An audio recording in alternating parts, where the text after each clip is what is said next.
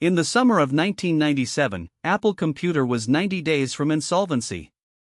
The company had burned through its cash reserves, its market share had collapsed, and a parade of failed products, the Newton, the Pippin, the Performa line, had left investors, employees, and the technology press convinced that Apple was finished.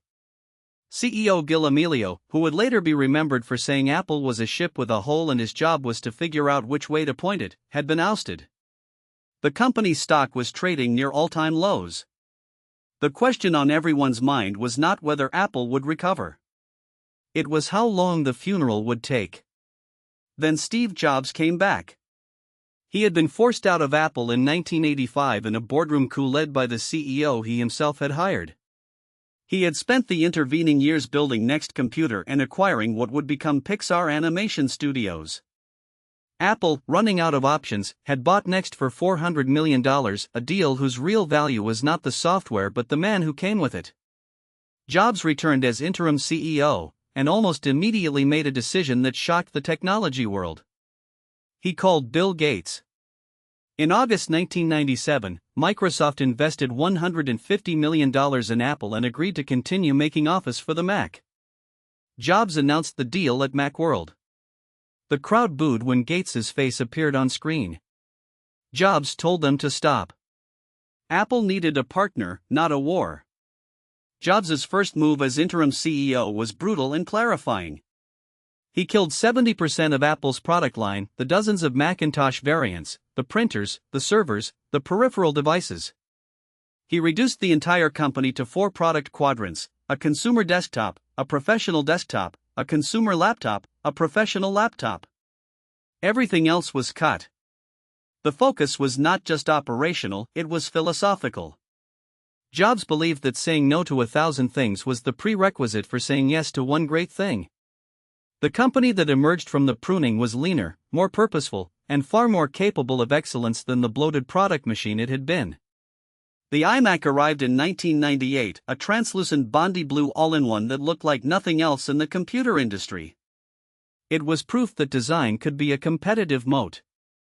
Then came the iPod in 2001, followed by iTunes, and Apple suddenly owned not just a hardware category but an entire digital ecosystem. The iPhone launched in January 2007. Jobs stood on a stage and announced 3 products: a widescreen iPod, a revolutionary mobile phone, and an internet communications device, then revealed they were all one device. At that moment, Nokia and BlackBerry held over 50% of the global smartphone market. Within 6 years, both would be effectively irrelevant. The iPhone did not improve on what came before. It made what came before obsolete.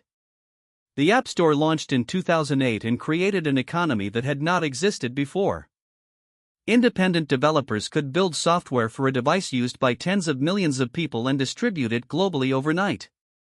The App Store generated, in its first year, over $1 billion in developer revenue. Apple took 30%. Within a decade, the App Store ecosystem would generate hundreds of billions of dollars annually. Apple had not just built a product. It had built a platform, and platforms, when they reach critical mass, become almost impossible to dislodge. Apple's market capitalization crossed $1 trillion in August 2018, 21 years after the company was 90 days from bankruptcy. It crossed $3 trillion in January 2022. No company in history had made that journey so completely. The lessons of Apple's comeback are deceptively simple but rarely followed. Focus is a weapon.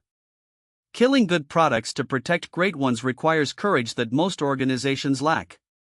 Design is not decoration, it is the product's argument for why it should exist. And customer experience is not a department, it is the company's entire reason for being. Jobs once said that design is not just what it looks like, design is how it works. That philosophy, applied relentlessly across hardware, software, retail, and packaging, built the most valuable company in human history from the ruins of one that was 90 days from extinction. The greatest comeback story in business history did not happen because Apple got lucky. It happened because one person returned with a clear vision, the willingness to make brutal choices, and the conviction that excellence was the only strategy worth having.